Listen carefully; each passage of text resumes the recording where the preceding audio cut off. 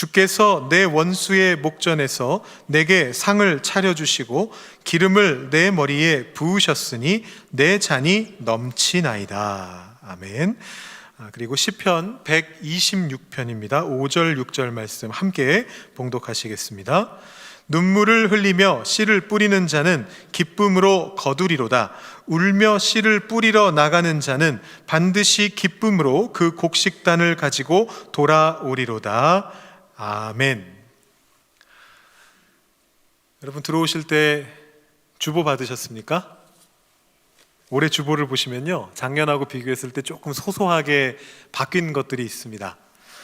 여러분 설교 시간에 이렇게 주보 뒤적이시는 게 예의가 아니다 이렇게 생각하시는 분들도 지금은 보셔도 됩니다. 제가 보시라고 말씀드린 거니까. 혹시 뭐가 바뀌었는지 아시겠어요? 우리 매년 바뀌는 거. 네, 여기 보시면 맨 앞에 올해 표어가 바뀌었습니다. 작년에는 뭐라고 적혀 있었죠? 지금 한 달 됐는데 기억나십니까? 우리 함께 주와 같이라고 적혀 있었는데 지금은 보시면 기름 부으심과 넘침 그렇게 적혀 있습니다. 그리고 또 하나 바뀐 게 있습니다. 이 표에 맞춰서 네 맞습니다. 표에 맞춰서 우리가 밑에 있는 그림을 살짝 바꿨습니다. 이것도 한번 여쭤볼까요? 작년에 무슨 그림이었는지 기억나세요? 기억하시는군요. 1부 때는 아무도 기억을 못 하셨는데 역시 대단하십니다. 요 양들이 이렇게 줄줄이 따라가는 그런 그림이 있었습니다. 그게 이제 우리 함께 주와 같이라는 주제하고 좀 어울린다 생각을 해서 우리가 그 그림을 넣어놨었는데 1년 동안 그런 생각을 혹시 못 하셨다면 지금이라도 생각해 보시면 되겠고요.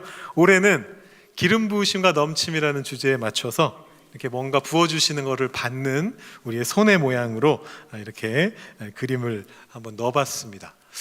또 바뀐 게 있습니다. 이제 점점 소소해지기 때문에 여러분 눈치채기가 힘드실 것 같은데 전체적으로 색상이 바뀌었습니다. 작년에는 파란 계열 색상이었는데 이번에는 주황색 계열로 저희가 색상을 조금 바꿨습니다. 그리고 또 바뀐 게 있습니다. 안에를 펼쳐보시면 전교인 성경 일독하고 말씀 묵상 적혀있는 페이지에 말씀이 적혀있는데 이게 살짝 바뀌었습니다. 우리 올해 주제와 연결되어 있는 쉴만한 물가로 인도하시는도다 라는 말씀을 적어놨고요.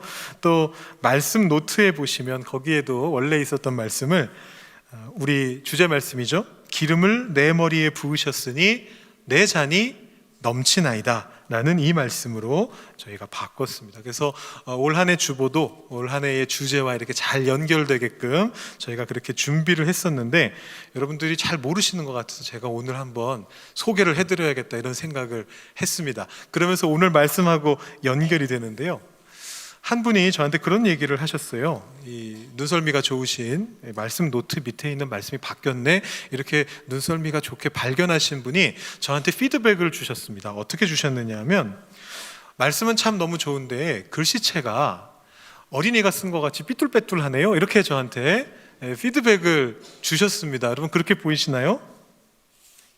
쉴만한 물가 말고요, 기름을 내 머리에 부으셨으니 이 말씀이요.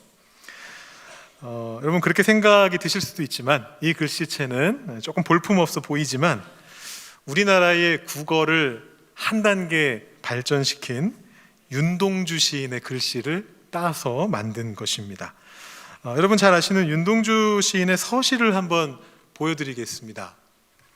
육필 원고거든요. 윤동주 시인이 직접 썼던 육필 원고입니다. 이 서시는 여러분 너무 잘 아시는 시죠. 한국인이 애송하는 시 하면은 보통 3위 안에는 무조건 들고 어떤 때는 거의 1등을 많이 하는 것 같아요. 한국 사람들이 제일 좋아하는 시 고르라고 하면 윤동주 시인의 서시인데 여러분 잘 글씨는 안 보이실 테니까 제가 한번 읽어드리겠습니다. 죽는 날까지 하늘을 우르러 한 점 부끄럼이 없기를 잎새에 이는 바람에도 나는 괴로워했다. 별을 노래하는 마음으로 모든 죽어가는 것을 사랑해야지. 그리고 나한테 주어진 길을 걸어가야겠다. 오늘 밤에도 별이 바람에 스치운다. 외우시는 분도 많으시죠? 제가 글씨를 조금 확대해서 보여드리겠습니다. 과연 비슷한가? 좀 비슷한 느낌이 드시죠? 그럴 수밖에 없습니다. 이 서시의 글씨체를 따와가지고 이렇게 조합을 해서 글씨체를 만든 거기 때문에 그렇습니다. 우리 윤동주 시인이 글씨를 아주 잘 쓰는 명필은 아니었던 것 같아요. 이제 이런 글씨체로 시를 썼습니다. 이 윤동주 시인의 시 중에 조금 덜 알려졌지만 참 아름다운 시가 또 하나 있습니다. 팔복이라는 시인데요. 이 팔복도 육필 원고가 공개가 되어 있습니다. 이렇게 적어놨는데 제가 한번 읽어 드리겠습니다. 팔복, 마태복음 5장 3절에서 12절. 슬퍼하는 자는 복이 있나니, 슬퍼하는 자는 복이 있나니, 슬퍼하는 자는 복이 있나니, 슬퍼하는 자는 복이 있나니, 슬퍼하는 자는 복이 있나니, 슬퍼하는 자는 복이 있나니, 슬퍼하는 자는 복이 있나니, 슬퍼하는 자는 복이 있나니, 저희가 영원히 슬플 것이요.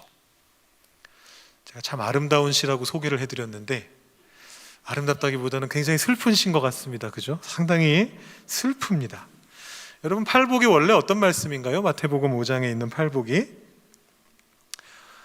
여러분 너무 잘 아시는 말씀이라 제가 앞부분만 그냥 따왔는데요. 심령이 가난한 자는 복이 있나니 천국이 그들의 것이며, 애통하는 자는 복이 있나니 그들이 위로를 받을 것이며, 온유한 자는 복이 있나니, 이렇게 쭉 8가지 복이 이어지는 그런 말씀입니다. 그런데 윤동주는 이 8가지 복 중에서 애통하는 자는 복이 있다라는 이 두 번째 말씀 하나만 따와서 그것을 가지고 8번을 반복해서 새로운 팔복을 만들었습니다.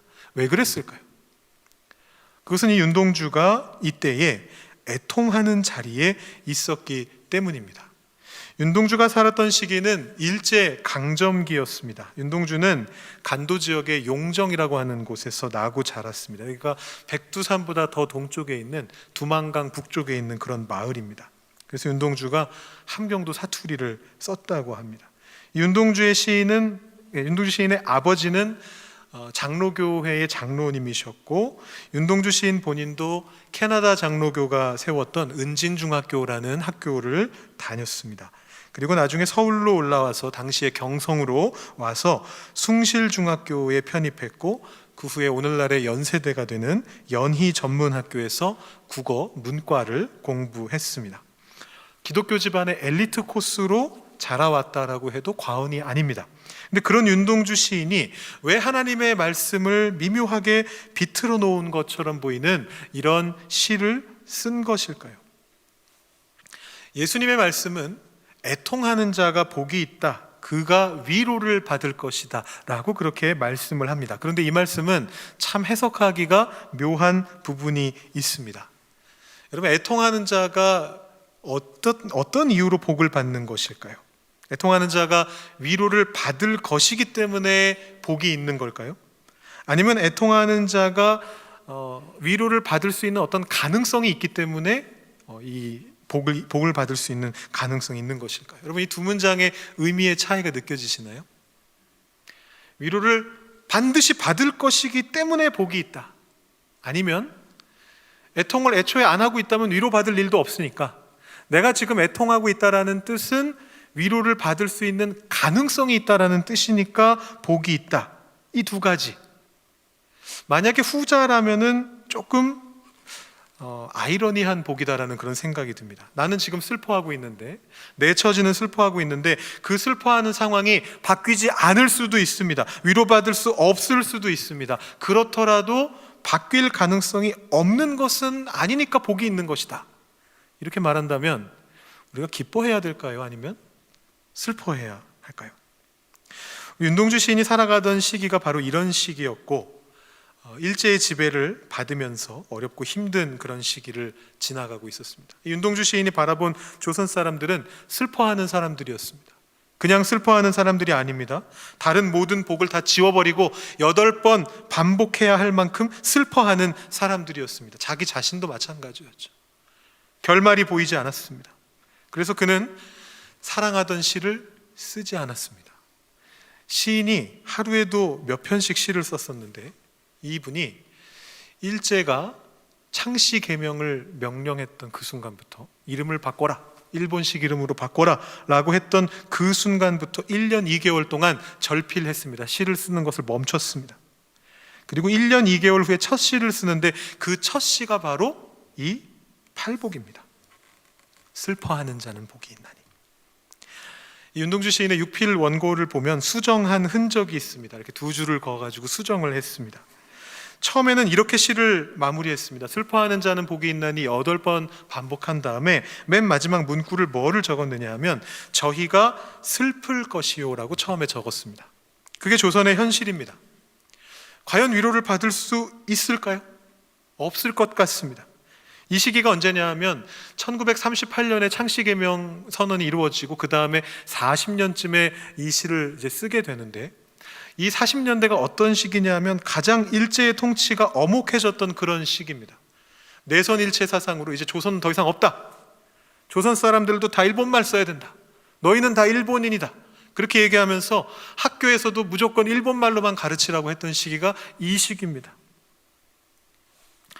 그래서 기독교 학교들은 막 문을 닫고 그랬습니다. 기독교 정신을 가르치지도 못하고 조선의 말과 어를 가르치지 못한다면 우리가 학교를 할 이유가 뭐가 있느냐 이러면서 문을 닫기까지 할 정도의 힘든 시기였습니다. 그 속에서 조선의 말과 어를 배우지 못하고 자라나는 아이들에게 과연 희망이 있는가, 미래가 있는가, 아마 이렇게 생각했던 것 같아요. 그래서 윤동주가 뭐라고 썼느냐 하면 처음에 저희가 슬플 것이요 그렇게 적었습니다. 근데 그렇게 적어놓고 보니까 너무 마음이 아프잖아요. 참 현실은 그런데, 현실은 슬픈 게 맞는데 그렇다고 해서 일말의 희망이 없이 그냥 슬프고 끝난다라고 생각하니까 마음이 너무 아프잖아요. 그래서 두 줄을 긋고 고칩니다. 어떻게 고치느냐 하면 저희가 위로함을 받을 것이요. 성경에 있는 말씀 그대로 바꿨습니다. 근데 또 이렇게 바꿔놓고 보니까 이 위로가 이제는 또 너무 공허한 것처럼 느껴지는 거예요. 이렇게 어려운 현실 속에서, 이렇게 힘든 현실 속에서, 이 슬픈 상황 속에서 희망 따위는 보이지 않는데 아무튼 위로를 받을 것이다 라고 말하는 게 너무 공허하단 말입니다. 그래서 다시 바꿉니다. 지웠고 다시 바꿉니다. 어떻게 바꾸느냐 하면 저희가 오래 슬플 것이요 라고 바꿨습니다. 오래 슬플 것이요. 이 오래라는 말이 저는 참 좋은 것 같습니다.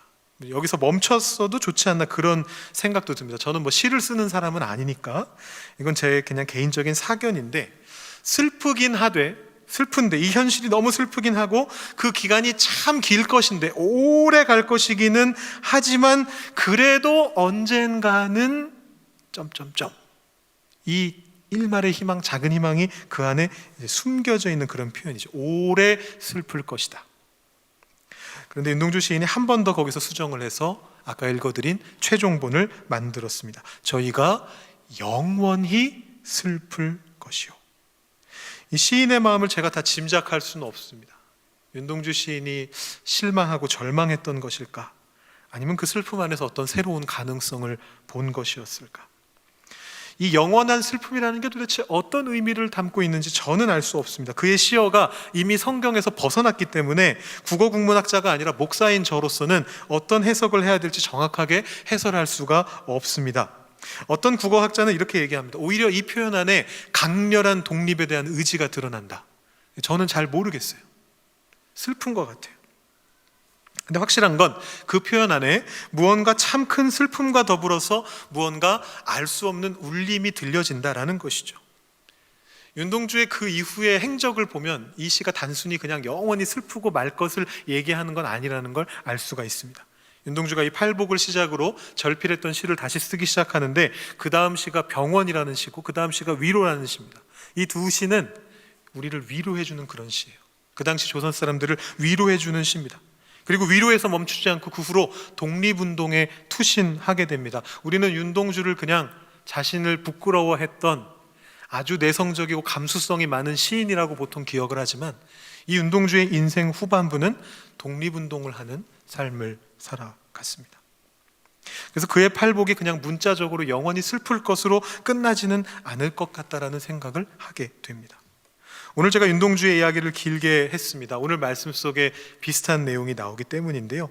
우리가 시편 23편을 한 달간 살펴봤고 오늘은 거기에 126편의 내용을 좀 더해서 살펴보려고 합니다. 시편 126편의 5절 6절이 우리에게 이런 말씀을 전해줍니다. 눈물을 흘리며 씨를 뿌리는 자는 기쁨으로 거두리로다. 울며 씨를 뿌리러 나가는 자는 반드시 기쁨으로 그 곡식단을 가지고 돌아오리로다. 이 오늘 말씀 속에서 슬픔과 기쁨이 대비되고 있습니다. 그리고 윤동주의 시와는 다르게 여기에는 반드시라는 표현이 나옵니다. 반드시 기쁨으로 그 곡식단을 가지고 돌아오리로다. 윤동주의 시와 오늘 시편이 달라지는 데는 까닭이 있습니다. 윤동주는 그 슬픔에 가장 힘들었던 시기를 버텨내는 중에 시를 썼던 것입니다. 그리고 오늘 시편은 슬픔의 긴 터널을 빠져나오면서 기쁨을 눈앞에 두고 쓴 시입니다. 시편의 앞부분을 보시면 이 시가 바벨론 포로의 70년 세월이 끝나갈 즈음에 쓰여진 시라는 걸 아실 수가 있게 됩니다. 이 바벨론 포로의 시기가 70년이라고 하는 긴 시간이었습니다. 어떤 학자들은 이 5절 말씀을 그 당시에 유행하던 속담이라고 보기도 하고 울며 씨를 뿌리는 게 당시의 관습이었다라고 생각하는 사람들도 있습니다. 눈물을 흐르는 모습이 비가 내리는 모습하고 비슷하잖아요. 물방울이 이렇게 뚝뚝 떨어지니까. 그래서 울면서 씨를 뿌리면서 내가 지금은 고통스럽고 힘들지만 이곳에 물이 떨어져서 비가 내려서 이곳에서 자라나게 해주십시오, 이렇게 기도하는 마음으로 울면서 씨를 뿌리는 게 당시의 관습이었다라는 말도 있습니다. 우리는 눈물이 씨앗을 자라게 하기를 기대하면서 비를 뿌리게 하기를 기대하면서 나아가서 씨를 뿌립니다. 그런데 결과가 어떻게 될까요? 반드시 기쁨으로 거두게 된다는 것이 오늘 말씀입니다. 그야 그렇겠죠. 하지만 그 반드시라고 하는 것이 우리가 생각하는 반드시하고는 조금 다를 수도 있다라는 것입니다. 당장 이 포로기를 살았던 사람들을 생각해 보시면 70년의 시간을 포로기로 살았기 때문에 사실은 이 포로기에 처음 잡혀왔던 사람들, 포로기의 초반부를 살았던 사람들은 어느 누구도 이 해방을 맛보지 못했습니다. 오늘날보다 훨씬 평균 수명이 짧았던 시대입니다. 70년이라고 하는 세월은 세대가 바뀌고도 남음이 있는 시기입니다. 그래서 정작 이 포로기에 잡혀왔던 본인들은 거의 모든 사람들이 해방의 기쁨을 맛보지 못했습니다. 자기가 그 기쁨을 맛보지 못했단 말입니다. 우리 성경 속에서 이 씨 뿌림을 비유로 드는 많은 말씀들을 보게 되는데 그 말씀 속에 보시면 이 반드시 기쁨을 얻게 될 거다라는 말씀이 여러 형태로 변주되는 것을 보게 됩니다. 예수님께서도 씨 뿌리는 비유를 많이 말씀하셨는데 그 중에서 우리가 요한복음 묵상하면서 봤던 사마리아 여인과 대화 후에 제자들에게 하셨던 말씀이 있습니다. 이런 말씀이 있습니다. 추수할 때가 되었을 때에 여기 추수할 곳을 보면서 거두는 자가 이미 삭슬 받았다. 그래서 거두는 자가 거두러 나간다라고 이야기합니다. 그러면서 뿌리는 자와 거두는 자가 함께 즐거워하게 될 것이다 라고 말씀하고 그 후에 이렇게 말씀합니다. 한 사람이 심고 다른 사람이 거둔다라는 말이 옳도다. 너희는 노력하지 않은 것을 거두러 나간다 라고 이렇게 이야기를 합니다. 뿌리는 자와 거두는 자는 다르다라고 이야기하는 거예요. 눈물로 뿌리는 자와 기쁨으로 거두는 자가 다를 수 있다라고 예수님이 얘기하십니다. 그래도 예수님의 말씀 속에는 희망이 있는데 뿌리는 자도 거두는 자와 함께 기뻐할 수 있다, 그렇게 이야기를 하십니다. 근데 또 전도서의 말씀은 또 다릅니다. 전도서 11장에서는 뭐라고 이야기하느냐 하면 너희가 씨를 눈물로 뿌린다 할지라도 좋은 결과가 나올지 확신할 수 없다라고 그렇게 얘기합니다. 이게 잘 될 수도 있고 저게 잘 될 수도 있으니까 계속 손을 놓지 말고 계속 열심히 거기다가 눈물을 뿌려야 한다, 이렇게 이야기를 합니다. 고린도전서에서 바울도 씨 뿌리는 비유를 사용하는데 바울은 또 이렇게 이야기합니다. 나는 심었고 아볼로는 물을 주었을 때 오직 하나님께서 자라나게 하셨나니 그런즉 심는 이나 물 주는 이는 아무것도 아니로되 오직 자라게 하시는 이는 하나님뿐이니라. 심는 이와 물 주는 이는 한 가지이나 각각 자기가 일한 대로 자기의 상을 받으리라. 이렇게 성경에 나오고 있는 여러 가지 무수하게 나오는 이 씨 뿌리는 비유들을 살펴보면 우리가 슬퍼하며 고생하며 눈물 흘리며 씨를 뿌릴 때에 그 씨가 반드시 기쁨으로 돌아올 것인가를 확신할 수가 없습니다. 언젠간 돌아오겠죠. 언젠간 돌아올 겁니다. 그런데 어쩌면 나 자신이 나의 때에 그 기쁨을 맛볼 수 있을 것인가, 그것은 확신할 수가 없습니다. 어쩌면 나의 때에 그것을 누리게 된다 할지라도 그 기간이 굉장히 길어질 수도 있습니다. 상당히 긴 시간 동안 슬퍼해야 할 수도 있습니다. 오래 슬퍼할 수도 있습니다. 그리고 그것이 어쩌면 본인에게는 영원한 시간인 것처럼 느껴질 수도 있습니다. 영원히 슬플 것이요. 그럼에도 우리는 눈물을 흘리면서 씨를 뿌리러 나가야 합니다. 그럼에도 우리는 슬퍼하는 자에게 복이 있다라고 하는 이 말씀을 생각하면서 슬퍼해야 한다는 것입니다. 윤동주 시인은 이 팔복이라는 시를 쓰고서 절망스러워 보이는 그 시를 썼지만 그 이후로 왕성하게 시를 써서 위로를 이야기하고 마침내 스스로 독립운동에 투신해서 일제에 의해서 재판을 받고 감옥에서 죽게 됩니다. 윤동주 시인이 어떻게 죽었는가가 알려져 있지 않습니다. 그런데 몇 가지 설이 있습니다. 그 중에 가장 유력한 설은 생체 실험을 당했다는 설 중에 가장 유력한 설이 뭐냐 하면 그의 피를 조금씩 생리식염수로 소금물로 대체해가지고 언제까지 버티는가를 확인하는 실험에 쓰여졌다는 얘기가 있습니다. 피를 조금 빼내고 같은 양의 생리식염수를 넣는 거예요. 그러니까 만성 빈혈로 말라 죽게끔 만들었다는 것입니다. 윤동주가 죽었던 날이 1945년 2월 16일이고 그의 나이는 27살이었습니다. 그의 생애는 울며 씨를 뿌리는 생애였고요. 그가 반드시 기쁨으로 거두는 삶을 살았는지 저는 잘 모르겠습니다. 어쩌면 그의 시처럼 영원히 슬픈 삶을 살았을 수도 있습니다. 그런데 그가 슬퍼하며 씨를 뿌렸기 때문에 그가 걱정하였던 그의 후배들, 어린 아이들, 조선말로 공부하지 못하던 이들은 그의 죽음 이후로 해방을 경험했습니다. 불과 6개월 후에 1945년 8월에 해방을 경험했습니다. 그리고 한국인의 얼을 가지고 살아가게 되었습니다. 여러분, 우리 중에도 그 세대가 계시거든요. 우리 교회에도 그 세대가 계십니다. 우리가 증인입니다.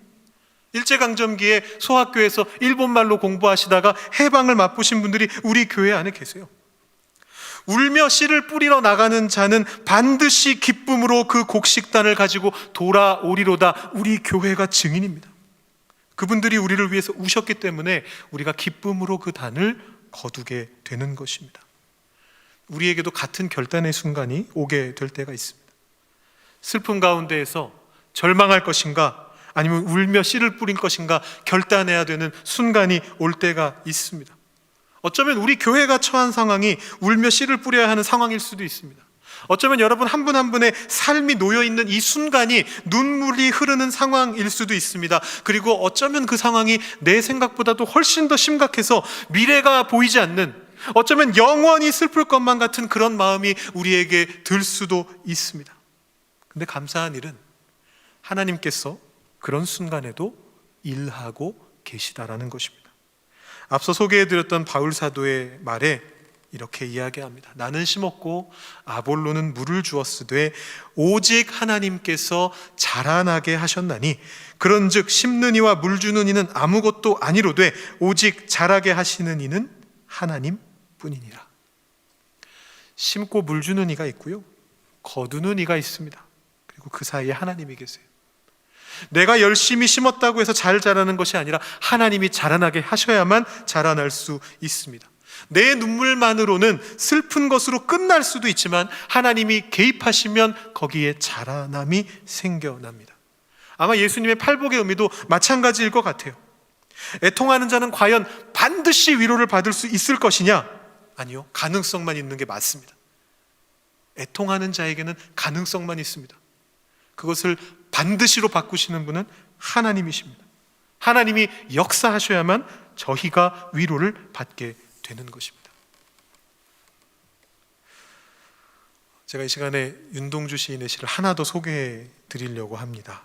아까 말씀드렸듯이 윤동주 시인이 함경도 사투리로 말을 했고 시도 사실은 함경도 사투리로 많이 썼다 그래요. 그런데 이 시를 처음 낼 때, 시집을 처음 낼 때, 시인 돌아가시고 유고 시집을 내게 될 때 더 많은 사람들에게 알려지기를 바라는 마음으로 유가족들하고 후배들이 일부러 표준어로 바꿔서 시를 냈다고 합니다. 그래서 우리가 잘 알고 있는 시는 표준어인데 원래 쓰여질 때는 함경도 사투리로 썼다고 합니다. 근데 아까 우리가 봤던 시들은 그렇게 티가 나지 않는데 제가 지금 소개하려고 하는 이적이라고 하는 이 시는 조금 함경도 사투리 느낌이 납니다.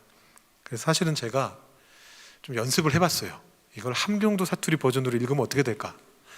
지난주에 우리 최소연 목사님께서 평안도 사투리 버전으로 시편 23편을 읽으셨지 않습니까? 그래서 저도 한번 연습을 했는데 안 되겠더라고요. 도저히 억양이 너무 어려워요. 제가 나름 하프 함경도민이라고 자부하고 사는데 저의 큰 이모님, 작은 이모님 같이 모이시면 막 함경도 사투리로 막 얘기하셨었는데 저한테는 너무 어려워요. 그래서 포기했습니다. 그래서 그냥 부드러운 말투로 읽어드릴 텐데 여러분 잘 한번 들어보시기 바랍니다.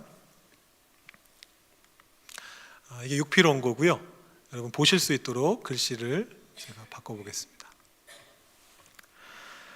발에 터분한 것을 다 빼어버리고 황혼이 호수 위로 걸어오듯이 나도 사뿐사뿐 걸어보리이까. 내사 이 호숫가로 부르느니 없이 불리워 온 것은 참말 이적이외다.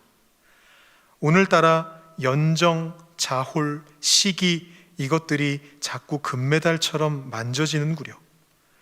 하나 내 모든 것을 여념없이 물결에 씻어 보내려니 당신은 호면으로 나를 불러내소서. 어떤 성경의 말씀을 토대로 하고 있는지 아시겠죠?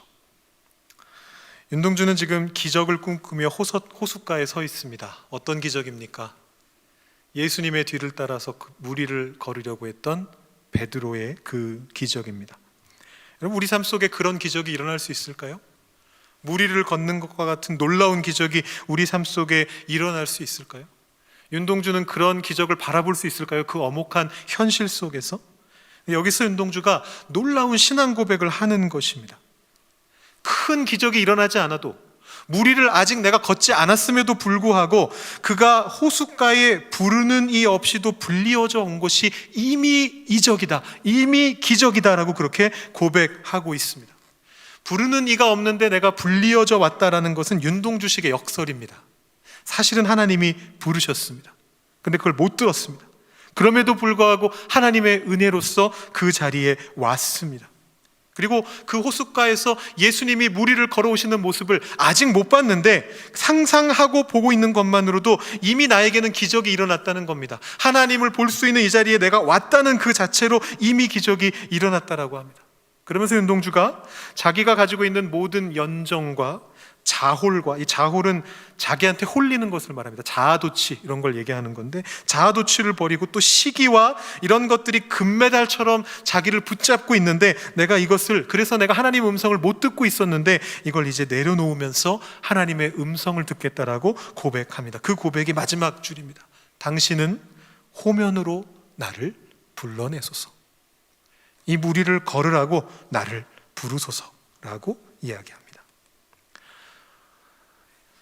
지금 혹시 슬픔의 자리에 있으시더라도, 지금 울고 계신다 하시더라도 여러분 씨를 뿌리는 자리에 나와 계신 것 그 자체가 기적입니다.